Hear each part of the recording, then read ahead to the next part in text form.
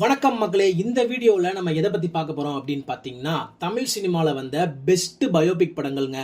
அதாவது ஒருத்தர் வாழ்க்கையை மையமாக வச்சு எடுக்கப்பட்ட திரைப்படங்கள் தாங்க. இந்த லிஸ்ட்ல பார்த்தோம் அப்படின்னா ஃபர்ஸ்டா இருக்குது நம்ம தந்தை பெரியாரோட வாழ்க்கையை மையப்படுத்தி 2007ஆம் ஆண்டு வெளிவந்த பெரியார் திரைப்படம் தாங்க. இந்த திரைப்படத்தில் சத்யராஜ் தாங்க பெரியாரோட கேரக்டரை பண்ணியிருந்தாரு. அதே மாதிரி நம்ம குஷ்புவும் இந்த படத்துல நடிச்சிருக்காங்க. ஸோ ரெண்டாவதா என்ன படம் இருக்கு அப்படின்னு பாத்தீங்கன்னா, நம்ம தமிழக முன்னாள் முதலமைச்சர் காமராஜர் அவர்களோட வாழ்க்கையை மையப்படுத்தி எடுக்கப்பட்ட திரைப்படம் தாங்க காமராஜ் அப்படிங்கிற படம். ஸோ இந்த படத்துல ரிச்சர்ட் மதுராம் அப்படிங்கிறவர் காமராஜரா நடிச்சிருந்தாருங்க. இதுல கூடுதல் தகவல் என்ன அப்படின்னு பாத்தீங்கன்னா, இந்த படத்துக்கு இசையமைச்சது நம்ம இசைஞானி இளையராஜா அவர்கள். அது போக இந்த படத்துல காமராஜரா நடித்த ரிச்சர்ட் மதுராம் அப்படிங்கிறவர் நம்ம இந்தியன் ஏர்லைன்ஸ்ல பணியாற்றியவராங்க.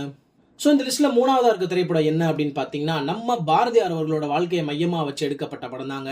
இந்த படம் 2000ஆம் ஆண்டு வெளியாச்சுங்க. இந்த படத்துல ஆக்சுவலா பாரதியார் நடிக்க நம்ம கமல்ஹாசன் அவர்களை தான் ஃபர்ஸ்ட் கேட்டிருக்காங்க. ஒரு பட்ஜெட் தொடர்பான சின்ன சின்ன விஷயங்கள்னால அவர் அந்த படத்தை விட்டு விலக நம்ம ஷாயாஜி சிண்டே அவர்கள் நடிச்சிருக்காங்க. கூடுதல் தகவல் என்ன அப்படின்னு பாத்தீங்கன்னா, நம்ம தேவயானி அவர்களும் இந்த படத்துல நடிச்சிருக்காங்க. இந்த லிஸ்ட்ல அடுத்து இருக்க திரைப்படம் என்னன்னு பாத்தீங்கன்னா, நம்ம முன்னாள் முதலமைச்சரும் நடிகையுமான ஜெயலலிதாவின் வாழ்க்கையை மையப்படுத்தி எடுக்கப்பட்ட திரைப்படம் தாங்க தலைவி அப்படிங்கிற படம்.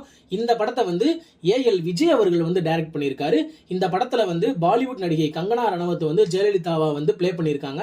அதே மாதிரி எம்ஜிஆர் ரோல்ல நம்ம அரவிந்த் சாமி அவர்கள் நடிச்சிருக்காருங்க. ஸோ இதுக்கடுத்து பார்த்தீங்க அப்படின்னா, நம்ம கிரிக்கெட் வீரர் முத்தையா முரளிதரனோட வாழ்க்கையை மையப்படுத்தி எடுக்கப்பட்ட திரைப்படம் தாங்க 800 அப்படிங்கிற படம். இந்த படத்துல முரளிதரனா நடிச்சவர் யார் அப்படின்னு பார்த்தீங்கன்னா, ஸ்லம் டாக் மில்லியனர் அப்படிங்கிற படத்தோட புகழ் மாதுர் மிட்டல் தாங்க நடிச்சிருந்தாரு.